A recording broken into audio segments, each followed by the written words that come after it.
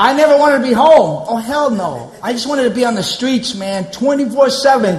But all of a sudden, when you're on the streets, you got to survive. I had to entertain the hoodlums. I'm bringing home a baby, bumblebee. Man, she'll never take me in, copper, man.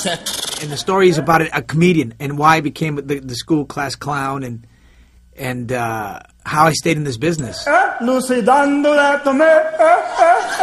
tell the stories about Pacino.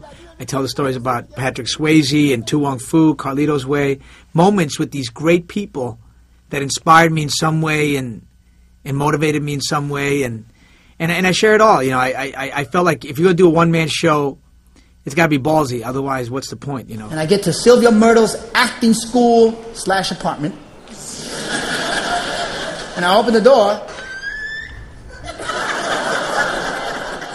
And there's this little old lady with like 3 hairs on top of her head. I've been doing them for 20 years and helped pioneer the autobiographical piece, so I got to still top myself. I got to still Michael Jordan it so that I could still, you know, lead the game the right way. And Brian De Palma, the director, comes out. He's like, "Oh, you guys are doing such a terrific job. Sean, is your hand all right?" How hard is it to talk about that stuff? It's terrible. First of all, it's really embarrassing.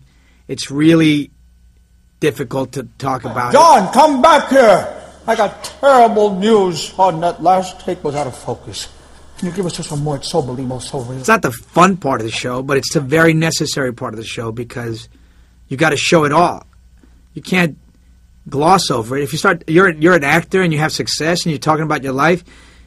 You can't just sound like you're bragging about all your Emmy wins. You got to tell the real story, all the pain and all the difficulty of it, for it to be a real story, for it to be of any worth. Sean, slap the shit out of his face, okay, guys? Okay?